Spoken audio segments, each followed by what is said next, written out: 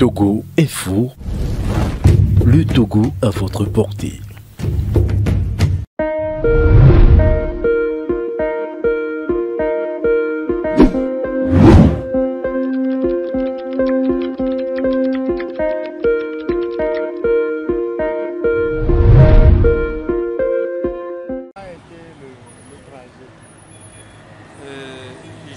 J'explique d'abord que depuis quelques semaines, nous sommes en tournée dans différentes paroisses pour éclairer les fidèles sur la mauvaise gestion dont notre Église est l'objet de la part de nos responsables.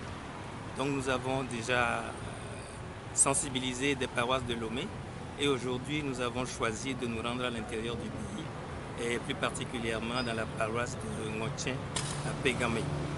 Et nous avons l'habitude, les dimanches que nous allons sur nos paroisses, de célébrer le Christ. Et comme cela se doit chaque dimanche, qui est le jour du Seigneur. Donc pour nous, nous allions à Ngotien pour le culte et après nous sensibiliserons les fidèles. Malheureusement, nous avons été interceptés sur le parking, l'aire de stationnement des gros porteurs de Macapé par la gendarmerie et les forces de l'ordre nous ont expliqué qu'elles ont été requises par le préfet pour nous empêcher de rentrer dans la ville de Ngotien.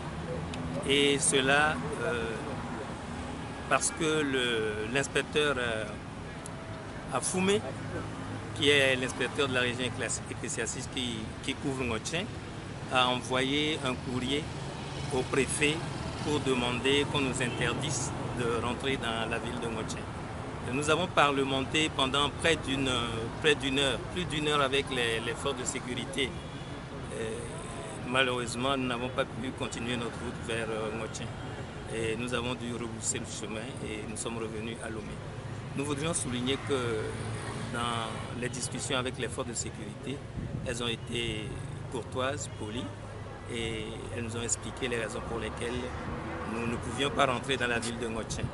Et nous aussi, en tant que citoyens de la République, nous savons qu'ils étaient dans l'exercice régalien de leur fonction de sécurisation de la ville. Nous n'avons pas fait de résistance et nous sommes revenus sur nos pas.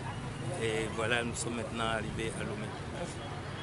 Vous avez contacté le responsable qui a demandé votre interdiction de votre entrée dans la ville? Non, nous n'avons pas contacté le responsable parce que la situation que nous venons de vivre est intolérable.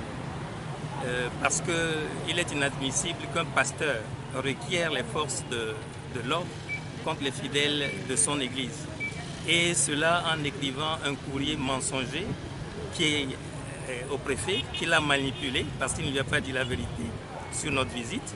Nous essayons d'expliquer aux paroissiens la mauvaise gestion dont nous sommes victimes au sein de notre église. Et il n'a certainement pas écrit au courrier les raisons réelles pour lesquelles nous arrivions à Ngotien.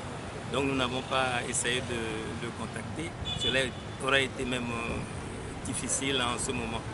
Mais les jours qui sont devant nous laisseront aviser la meilleure stratégie à adopter dans ce genre de circonstances. Aujourd'hui, vous êtes bloqué pour ne pas faire vos actions que vous voulez mener. Qu'est-ce que vous pensez faire les jours à venir? Non, en réalité, nous ne sommes pas bloqués. Nous sommes dans la vigne du Seigneur et notre œuvre va continuer.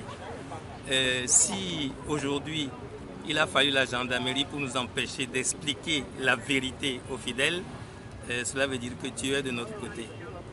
Vous savez très bien que la violence, c'est l'arme des faibles. Et nous ne tomberons pas dans le jeu de nos responsables. Nous resterons toujours des citoyens pacifiques et respectueux de la loi.